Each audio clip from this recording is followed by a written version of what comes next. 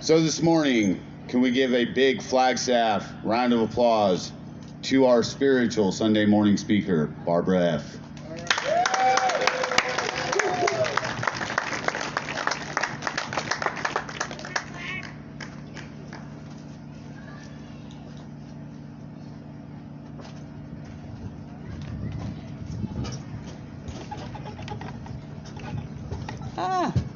Good morning, family. My name is Barbara Fancy, and I am a grateful member of Alcoholics Anonymous.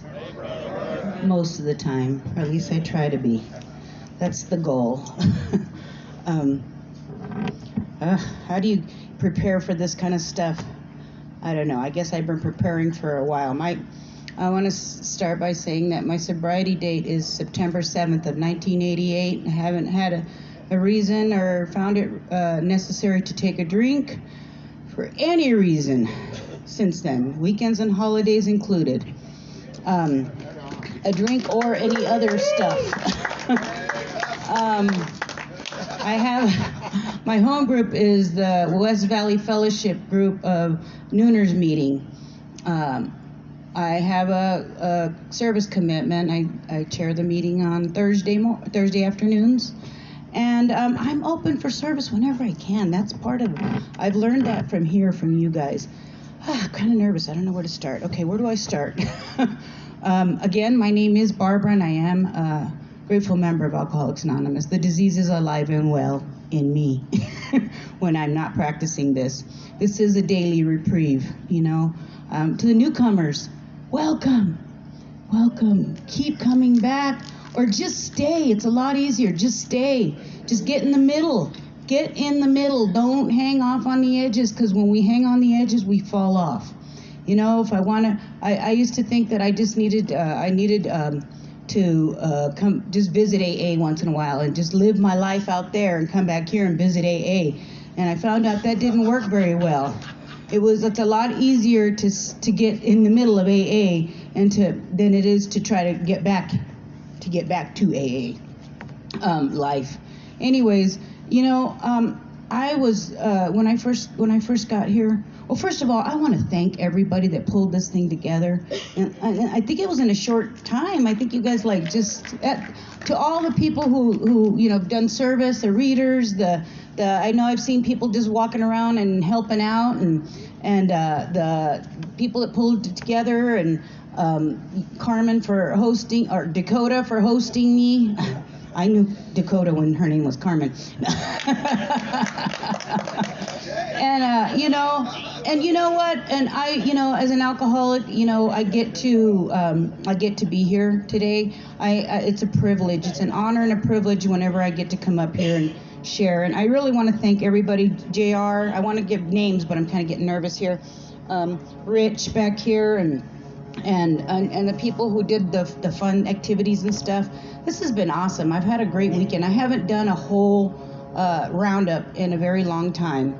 And I don't usually go in that early, like on a Thursday. I usually try to get there by Friday evening or something. You know, I came Thursday evening, and you know, okay, my name is Barbara, and I'm an alcoholic. Let's start from the beginning. I was raised in a pretty decent, a normal, dysfunctional family.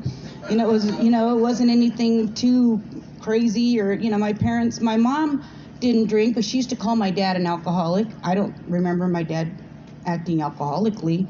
He drank once in a while, but when he did drink, I still don't remember. I don't know. I guess he didn't drink the way I drank, I think. Maybe he did, and I went to bed before that happened. But I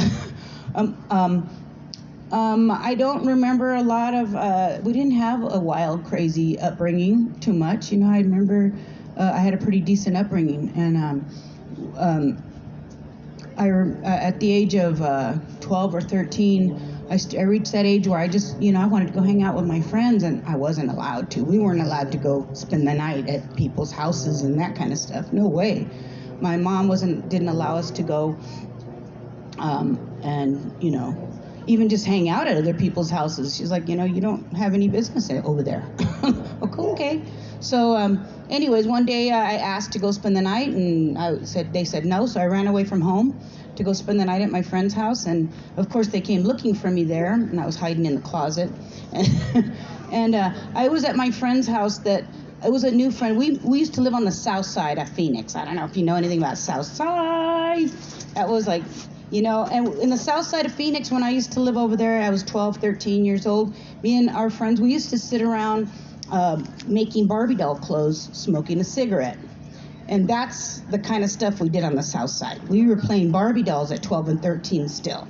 We moved to the better side of town, the east side, and we started hanging out with these other girls who were doing a lot of other stuff at 12 and 13 years old that I wasn't used to doing. And they were already talking about boys and doing all kinds of stuff. And my one friend that I had met, and because I was from the south side, she automatically thought I was like this tough girl or whatever, and I was not. I played with Barbie dolls still. And she invited me to come over and hang out with them,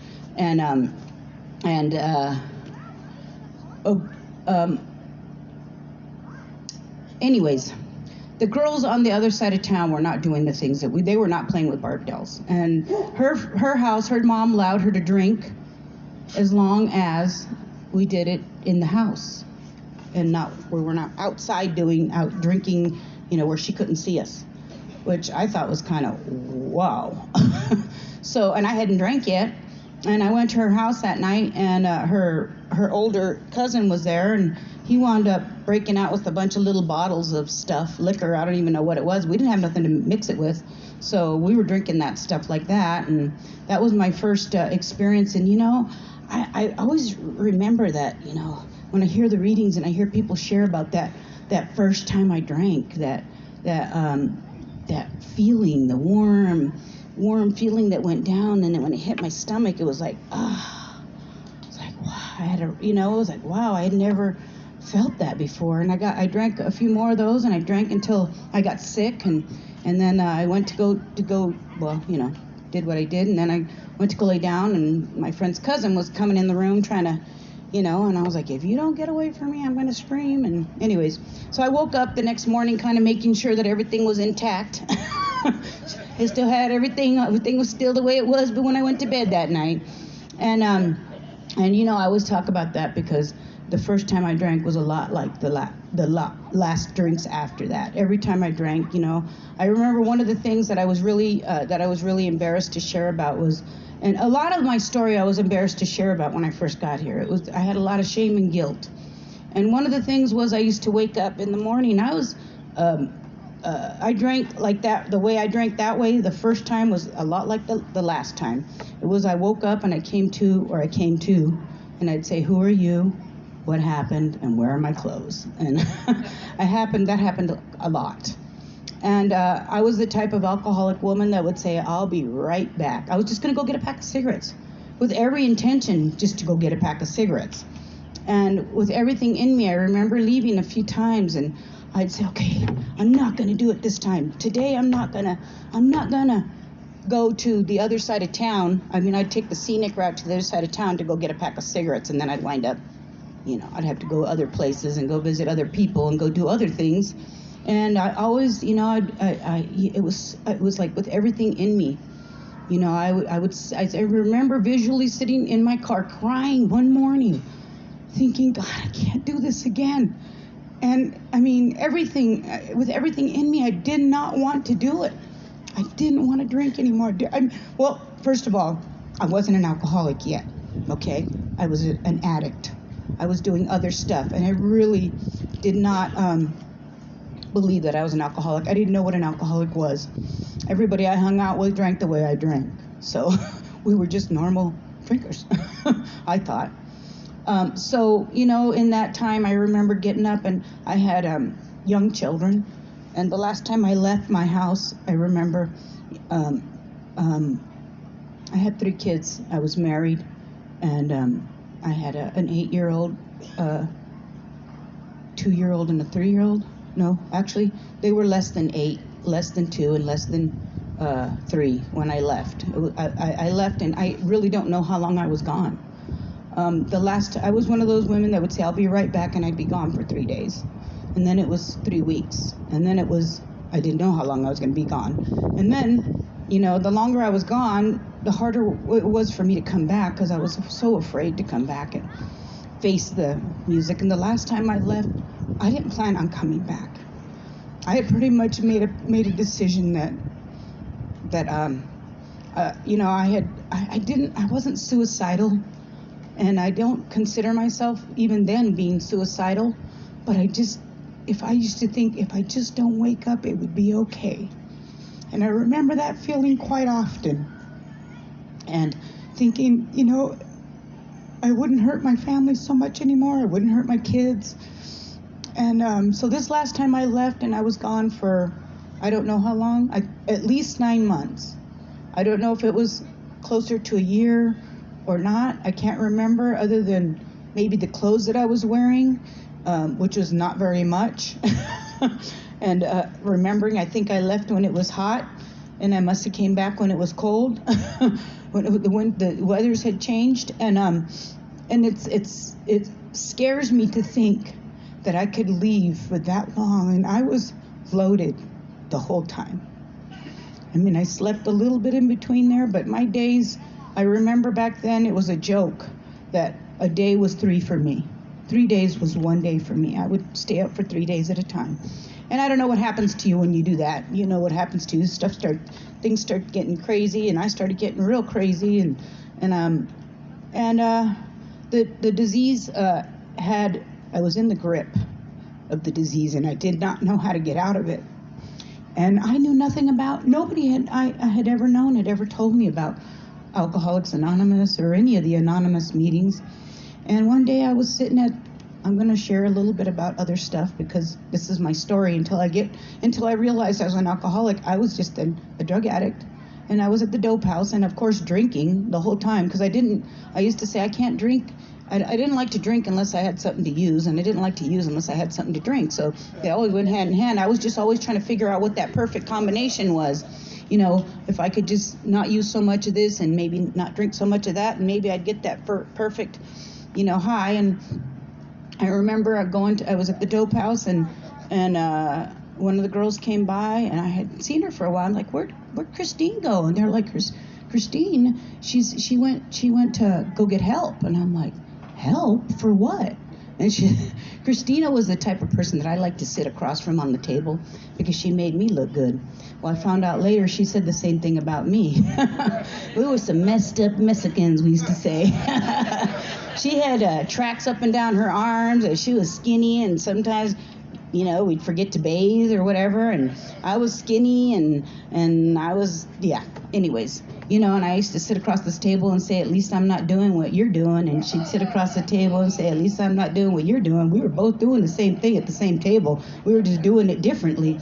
But, we didn't know that kind of simple stuff that we laugh at, that we learned here. I learned that stuff here in Alcoholics Anonymous. Alcoholics Anonymous raised me. But so she disappeared for a while. They said she went to go get help at some place and I'm like, for what? And they're like, for alcoholism. Oh, I'm like, oh my God, she's an alcoholic? And they're like, yeah. I'm like, okay. So she came. Anyways, one of her first mistakes is she came back after about 38 days, she came back to show us how well she was doing, which was her first mistake to newcomers. Don't go there. Don't go back and show them how well you're doing. I always say it's like the drowning. They say don't put your hand out to a drowning person, because they're most likely to pull you back in with you. They're likely to pull you in than you are to pull them up. So, throw something to them and pull them up, but don't put your hand down there, because they will pull you down. And I remember that when she came up, and she's like, I saw her and I didn't recognize her. I'm like, who is that? That's Christina. A whole bunch of us girls would go hang out at this dope house, and whatever kind of stuff would happen there. And she came and she walked up and she said, Barbara, I was looking for you. And I'm like, me? Why? And she said, because I wanted to give you this number to this place that I went to go get help. And I'm like, help for what? And she started laughing like you guys did. And she said, for drug addiction and alcoholism. She goes, but tell them you're an alcoholic, because they only have 2 beds for drug addicts and the rest are all for alcoholics. So I'm like, well, if I lie, what if they find out that I'm not an alcoholic? And she chuckled and she said, don't worry, they won't. They won't. I go, okay, all right. So we had the secret. I'm going to go in there and tell them So I think in a moment of desperation, I called that number one night. In one of those, in those long 9 or 10 months that I had went and got a room at a hotel suite. And this hotel suite, I had a coupon. I don't know how I got a coupon. It was like a really nice suite, and it was like, back then in the 88, it was like $25 a night, which was, I guess, decent. And I kept that room as long as I could, and it wasn't a nice room. It was a one-bedroom little suite with mirrors everywhere, all the way from the living room to the bedroom. And I hated that. I could not stand to look myself in the mirror. I couldn't. I got to the point where I could put my makeup on without looking in the mirror. The book talks a little bit about that kind of stuff, And the book talks about a lot of this stuff. The program is in the book, guys, in case you haven't found it yet. There's a lot of good information in here.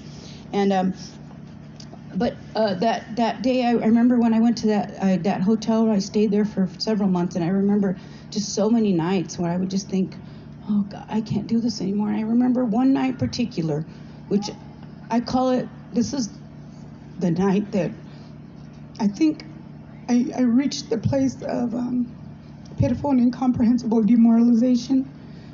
And I had hit the gift of desperation got me, and it brought me to my knees.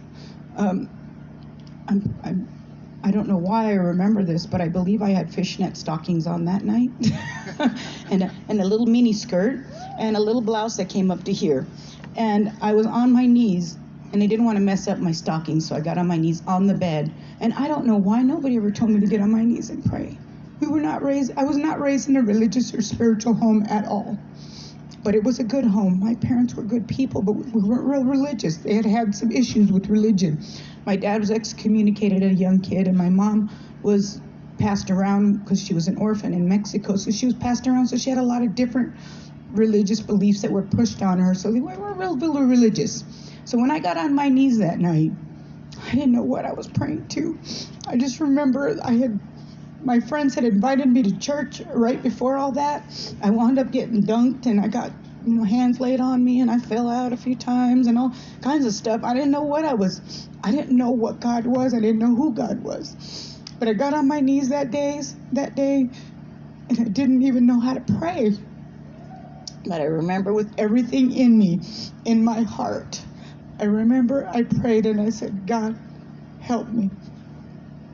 And I think that was the most powerful prayer I could have said. I didn't tell him what to do, and I didn't tell him how to do it. I didn't tell him what I needed and who I needed and how I needed it. I just said, God, help me, and I couldn't think of anything else to say. And I got up, and I went about my day. And 3 days later, I overdosed and wound up in a hospital. I didn't go into the hospital. Actually, I overdosed, and after a few hours of me just laying there, the guy took me to the hospital. It was a tuck and roll situation. Dropped me off in the parking lot and said, tell him my name, and I could barely walk, but I could make it to the door. And I went to the door, and he gave me a handful of pills, and he said, only take one. It'll bring you down a little bit. Because we had been doing some stuff, and I had done too much, or I don't know. I was doing it for days and days and days, and I don't remember in that end of that time. I just remember he gave me the handful of pills, and I went into that hospital, and a bunch of girls came out to talk to me, and they were in a meeting in there. I don't know what meeting it was. I think it was another fellowship. And they sent me two older women, not older, but my age, maybe a little bit older. I was 25 years old. And they sent me a 16-year-old and two, maybe 20, 30-year-old women came out to talk to me and to tell me. And it was like, I don't know if you guys ever put your hands over your ears and they're talking to you. And I really wanted to understand what they were saying, and I didn't know what they were talking about, which has been a lot of my experience in AA when I first got here. For the newcomers, it doesn't come fast. It's very slow. And I remember that the slower that I got it, the more I was able to hold to get it. When I was trying to get things real fast, I wanted to just I wanted the instant healing. I wanted to be struck well. And it doesn't work that way here. It's a lot of work. And anyways, I went into that hospital, and those girls came out and they were talking to me, and I remember the 16-year-old came out to me and she says, my name is, and I'm an alcoholic or an addict or whatever she was, and she says, and you never have to feel like this again. And I'm like, she doesn't know me. And I'm like, what do you mean? And she said, you don't ever have to drink or use again, Barb. And I was like, she doesn't know me. And they went away. They went back into the meeting. And as I left that hospital, because I called my mom that night. They hadn't heard from me in that whole time I was gone. I don't know, 7, 9, 10, 8 months. I don't know how long I was gone. I want to say 9 months plus. And I called my mom because this place I went to said I needed $10,000 to go into their rehab. And I called my mom, and I hadn't talked to them. And she says, ay, mija, she started crying. She said, where have you been? This is one of the regrets, the only one regret that I really have. Is that a lot of the time I used to say I'm not hurting anybody but myself. She told me my dad would sit on the edge of the bed every night and cry because he didn't know if I was dead or alive, if I had eaten, if I was safe. And I remember that shame and guilt that I felt that I was putting my mom and my dad through. And, I thought I was only hurting myself, my kids, and the family, the people that love me. I've learned that here in the Alcoholics Anonymous is that, I hurt the ones that I love the most, and the ones that have hurt me the most have been the ones that I love. And anyways, I wound up going into that place, and they didn't take me in. And I called my mom, and I asked her, I needed $10,000 for this. She started crying. She said, Mija, we don't have that kind of money. And I knew they didn't. My mom and dad were regular paycheck to paycheck working normal family, they barely got their stuff done, and I wasn't one of those. We weren't brought up where we could call our mom and dad and ask them for money anytime we needed it or one. We didn't do that. You better find a way. You better get a job. You better do something. You don't call your mom and dad and ask them for $10,000. We just didn't do that. You don't need a car. If you need a car, you go get a job and you go get a car. You need something, you go get a job and you go get it. You don't go and call mom and dad to get it for you. I wasn't raised that way. So, and when I hung up the phone, she said, Mija, just come home, please. And I hung up the phone, and I took that handful of pills, and I left that place. And I had my I'm going to talk a little bit. One of my dope men, I guess you'd say, came and picked me up and took me, and I went to go try to see what I could do. And I don't know what you women did when you were out there as an alcoholic addict on the streets of Phoenix, Los Angeles, and Las Vegas. I did a lot of the things that I needed to do to stay high. And whatever that means to you, I'm going to keep this in a general way and leave it at that. So I went to this house to go see what I could get. And for the first time, he said, Barb, he looked at me and he said, go home. I said, how dare you? Go home. Look at you, Barb, you look terrible. Oh my God, I couldn't believe he said that to me. And I did, but and he said, go home. And I said, okay. So I wound up going across the street to a bar, and it was last call. And I don't like talking a lot about certain substances or alcohol or anything when I'm sharing, but I'm going to share this. Somebody asked me if I wanted to drink, and I ordered 2 double shots and 2 double shot drinks. And then I went boom, boom, boom, boom. And I had already taken those pills probably 10 minutes before that. And then I wound up going, and that was another, woke up the next morning, came to and said, and I really didn't plan on waking up the next day. And it came to once again, and I said, who are you? What happened? And where are my clothes? And he said, hey, whatever. I don't even know who it was. I don't remember his name, but he was a member at one time, and he had been out so he was drinking. And he gave me a number. He said, they gave you this number at the hospital last night. Call the number. And I called that number, and they said, I said, hey, I woke up today, but I effing won't be here tomorrow. I need help. And the guy at the other end said, okay, wait a minute, hold on a second. What's your name? And I told him my name, Barbara Fancy. And he said, oh, your name just came up on our list. I was like, my name was on a list. They were watching me the whole time, just like I suspected. I'm like, how did I get on a list? And then they reminded me of a time in a moment of desperation that I did make a phone call. That girl Christine gave me that number, and it was one of those many nights that I didn't want to wake up anymore, and death was looking very comforting to me. And I called that number, and I guess in a moment of desperation, they put me on a waiting list. And 3 months, I don't know how many months, actually, I don't even know how many months. I want to guesstimate it 3 months later when I called my name came up, because that was the average wait back then. You couldn't just call and walk in. It was a waiting list, and you had to call every day and all that stuff. And I don't know how they kept my name on the list, but I called them and they let me in that day. And they said, okay, they said, how are you going to get here? And I said, well, I'm going to, don't worry, I'll get a ride. I'll call my family or I'll hitchhike. And they're like, no. You get a ride here, we'll wait for you, don't worry. Just be here by such and such a time or by today. I'm like, okay. So it was way out in Queen Creek. I don't know if you know where that is. That was like in the middle of nowhere back then. There's a whole bunch of stuff out there now. But this was I'm looking, and across the way there was like this beautiful development with fountains, and I was like, oh wow, this is going to be a nice stay. And I called my sister to pick me up, and I told her, I says, at what time I needed. She goes, well, I'll pick you up right after work. Don't you dare hitchhike. I said, oh, okay, well, I can get there. Don't worry. You don't have to worry. She's like, no. And I said, so she was able to call my mom and tell my mom that I was getting help. And I wound up, she picked me up that day, and she took me, and we drove and drove and drove and drove and drove. It was way out there, and it was like in the country. It was like in the fields and stuff, and I wasn't used to that side of town. And I walked, and we're driving in, and she turned this way instead of that way to that beautiful little thing that was coming up over here, and it was a ranch over here. I'm like, what is that? And she's like, it's over here. I'm like, oh my God, what is it? It's a ranch. she's like, it's okay, Barb. She goes, you're far enough away that hopefully you're not going to go leave here and hitchhike anywhere. And I'm like, no, I'll be fine.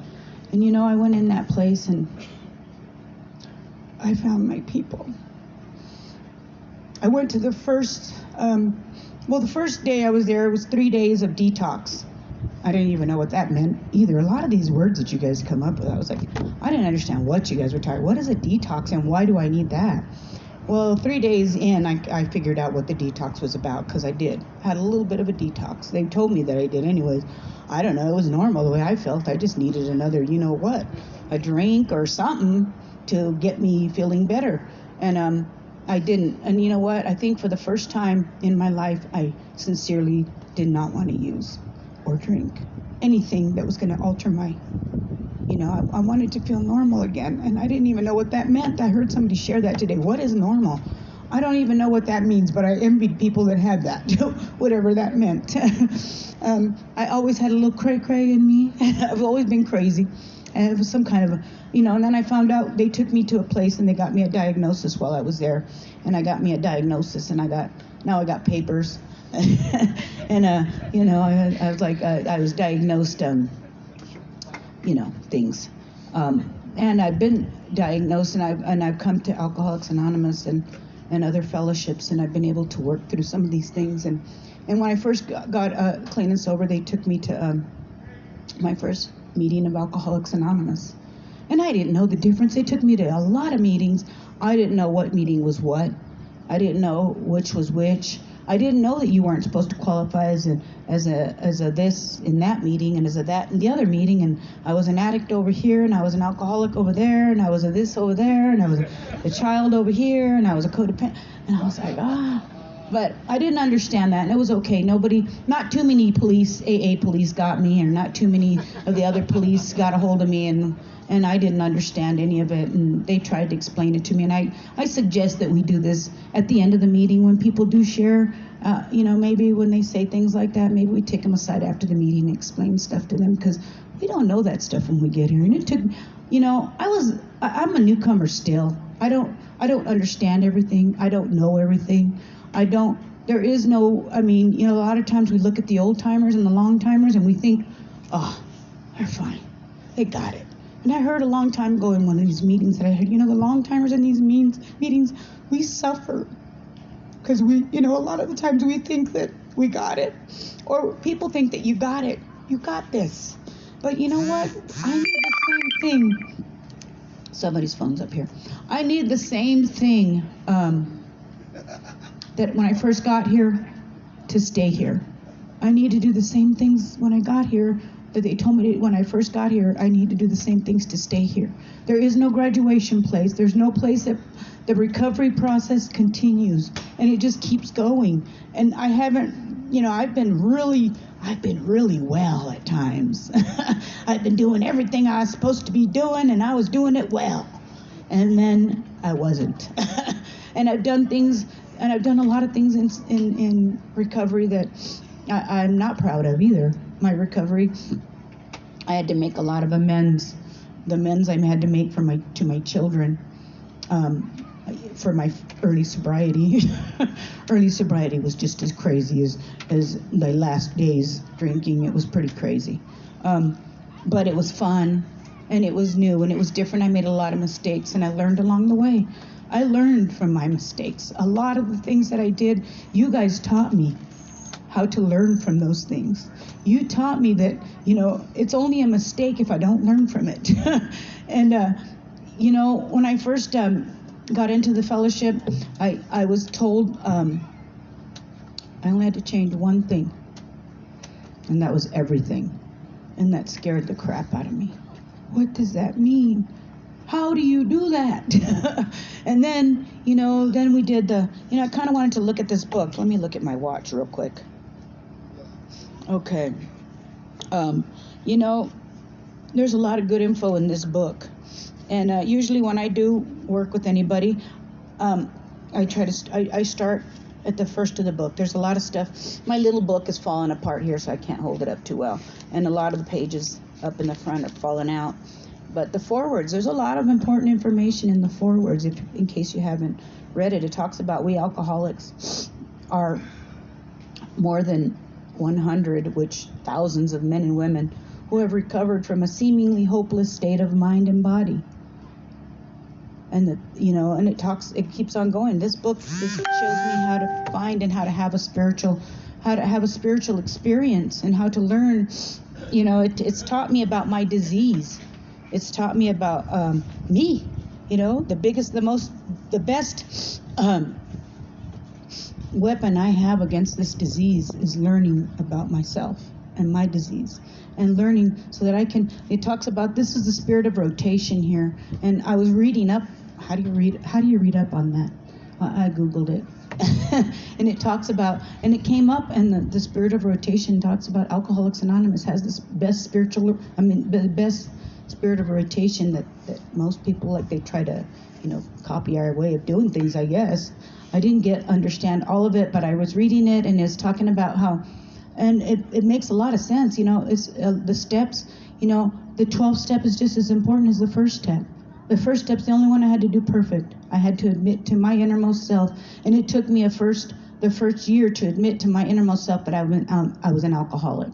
I went to a lot of meetings. I went to 2-3 meetings a day because they told me go to meetings like you did the other stuff or whatever, like you drank. And I was like, well, I didn't drink that much. Well, except when I drank. I only drank a lot when I drank. But when I wasn't drinking, I didn't drink. But, toward the end, there was a lot of drinking. And I did the other stuff, too, and I don't like to talk too much about that, but when I got here, I went to another fellowship, and I heard something that they said, and don't be mistaken, alcohol is a drug. was like, what? So that ruined that. Because I planned on drinking when I got out of that treatment center. I didn't want to overreact to the whole situation. And I was planning on drinking. And I didn't think, I really, honestly, and truly did not think that alcohol was a problem. And it was still the solution. It really was. So when I got out of that place and I started coming to meetings and I started hanging out with you guys and I started listening, that was a big part of it. I had to start listening to what you guys were saying and watching what you guys were doing, because it's real easy for me to stand up here and tell you how and what and all this stuff, but watch how I do it, because I don't do this perfect, and none of us do. And if you do, either you're lying or or I need to hang out with you more. But there is no perfect way to do this, you know, that I can't do all of everything that I've learned in a day, you know, but I can do what I need to do for today. The program has taught me to do this each day, one day at a time. That this program has given me, first of all, it gave me, once I was able to learn the truth about myself, after a few years of going to 1, 2, 3, get a new sponsor, 1, 2, 3, get a new sponsor, 1, 2, 3. And I didn't have a problem with the understanding of the first step. I wasn't really sure about the second and third. And I didn't know that that was the reason why I couldn't get through the fourth. And not to mention, I was trying to do a fearful immoral inventory, which I was a very immoral person when I was out there. And when I got here, I got to tell you that my sobriety date is the same as my clean date, is the same as the last date that I did anything objectional. You know, I haven't had to sell anything or myself for drugs. And that's all those days. September 7th, 88 is the last time I had to do any of that stuff. And that's really important. I don't know what you guys did, but I know what I did. And that's all that's important. I don't need to know what you did. I don't need to know your sobriety date. I know my sobriety date. And the biggest part of this whole thing is learning that I carry this message, and the 12th step, I need to be able to carry this to other alcoholics. And I always have my hand out. A lot of people don't grab my hand. I don't think I'm strict. I guess I've been told I was, but I'm not. I don't think I am. I'm pretty easy McKeezy. But I have a lot of friends, and we sponsor each other. We all hang out. Most of my friends are in recovery. I have a few that aren't. But most of my friends are in this beautiful fellowship, and I've known them for many years. We grew up here together. Dakota's one of them. Carmen. She doesn't like when I call her that. But anyways, you know who you are, sister. Lucy is back there, is one of my good buddies from back in the day. We had a women's meeting that we went to for many years. And, you know, as a newcomer, I used to say the first 15 years, I get to be a newcomer. I get to be. And then after that, I got to be, I still get to continue being new. You know, I don't ever get to a place now, I know that when I start to thinking that I know something, that I'm not in a good place, that I don't know. But anyways, let me get back to, there was a couple things I wanted to read here. You know, this book, the foreword, there's a lot of good information in this whole book. I could open this book anywhere and then I could talk to you for an hour about it, because it's just, there's so much stuff in here. It's such a good, you know, it has helped me, you know. One of the biggest things that as alcoholics and addicts we know is that selfishness and self-centeredness that we think is the root of our troubles, driven by 100 forms of fear, self-delusion, self-seeking, and self-pity. We step on the toes of our fellows and they retaliate. God, that bitch. You know, I want to be able to, you know, I need to realize that when I'm stepping on toes, that, you know, people are probably going to retaliate. And when people are retaliating, I got to take a look at me. I've had several sponsors in this program, and that's the spirit of this rotation, is that they've been able to carry the message. What was taught to them was taught to me. To the long timers, I appreciate you. Thank you for keep coming back. To the newcomers, keep coming back. You're the new blood. You are important. We need you to keep coming back. You need to keep coming back. And how this thing works is that's how it works. Us long timers have to keep coming back too. I don't like to be called an old timer. I'm a long timer. I'm too young to be that old. But this program, it works because I had somebody come and show me how it works. And she took me through the steps.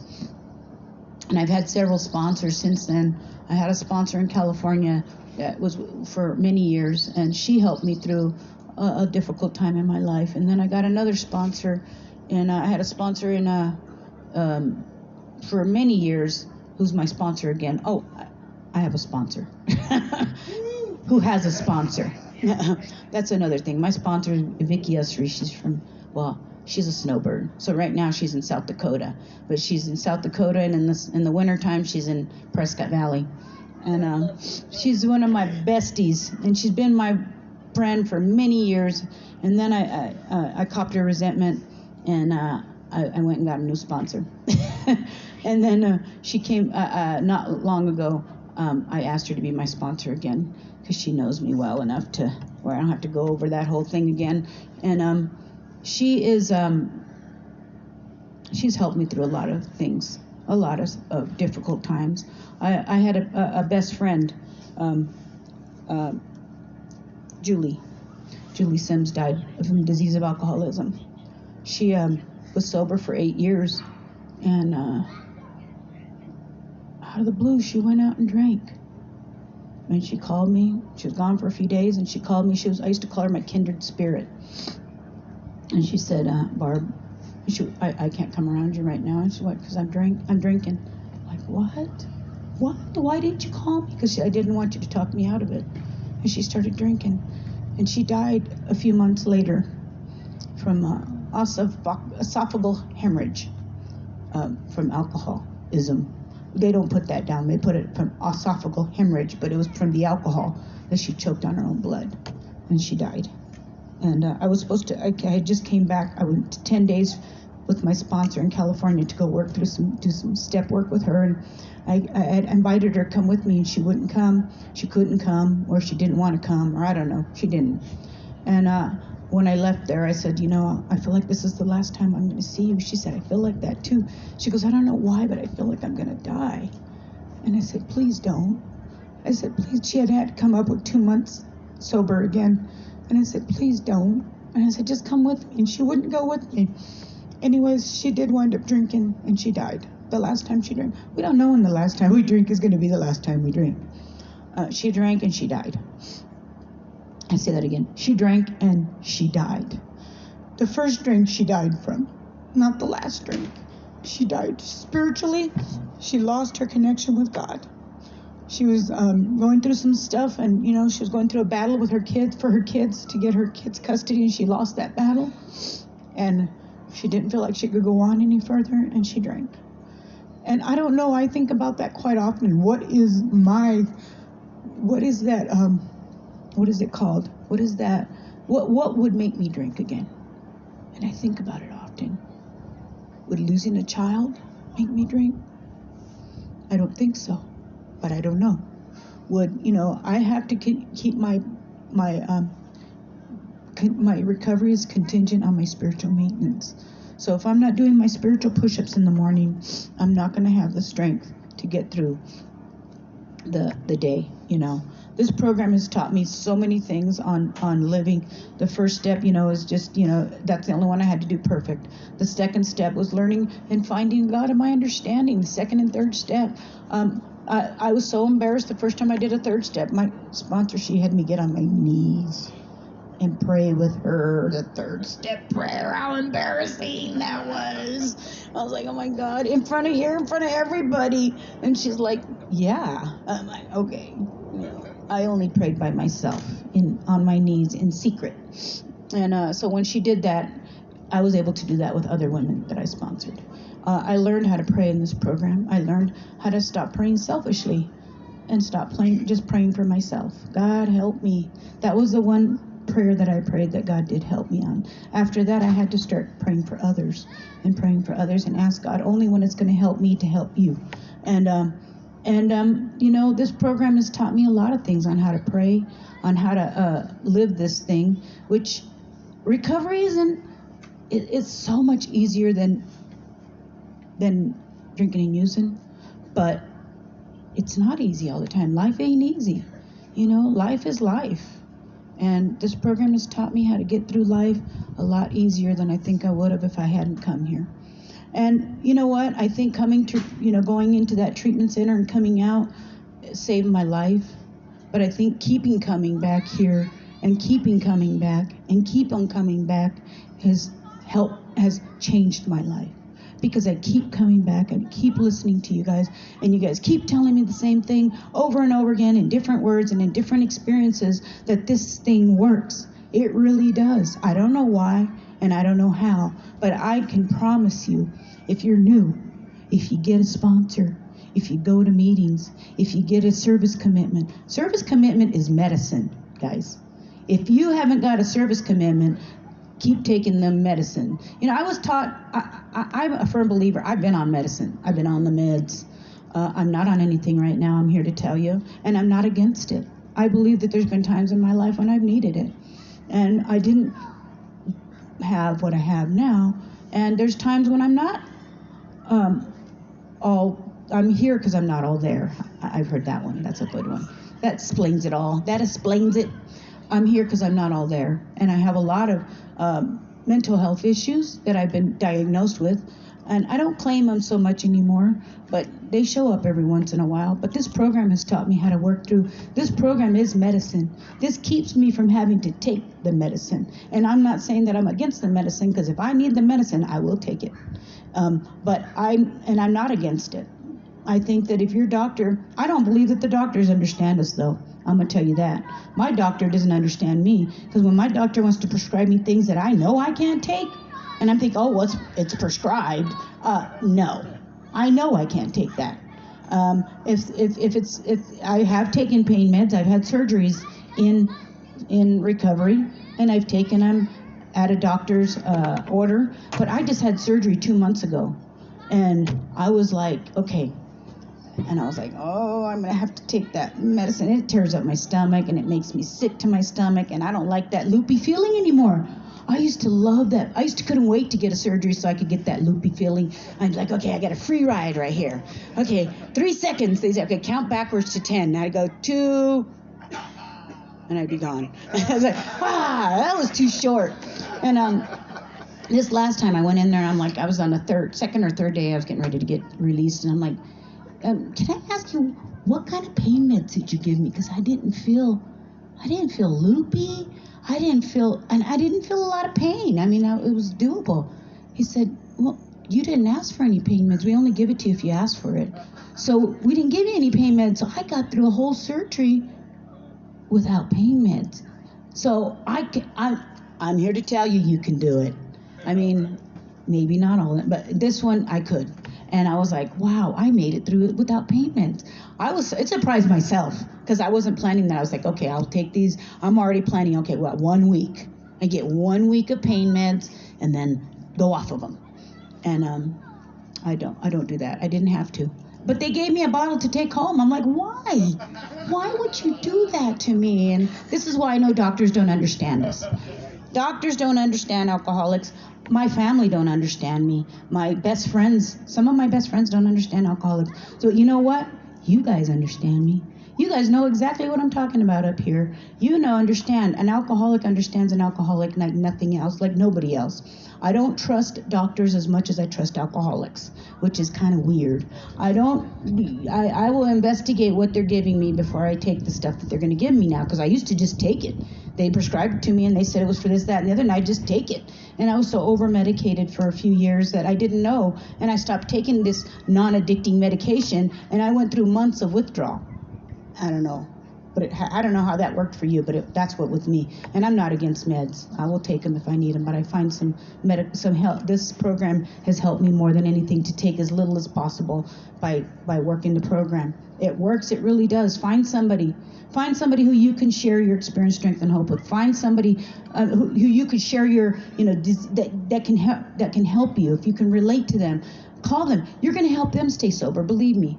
I don't sponsor as many women as I'd love to sponsor. I'd like to have a harem of women to sponsor, but I'm not that sponsor. I'm not that person that has, what do you call them, pigeons? I don't have that. But anyways, I think we're about the end of the meeting.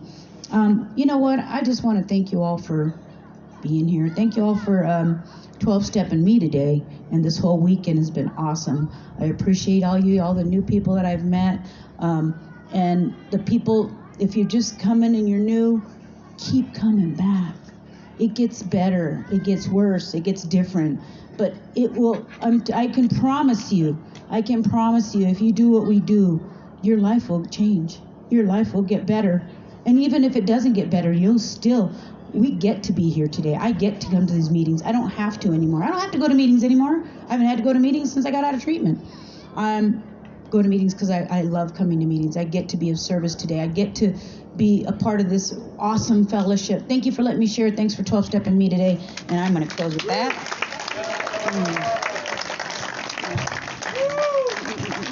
Oh, I take some water.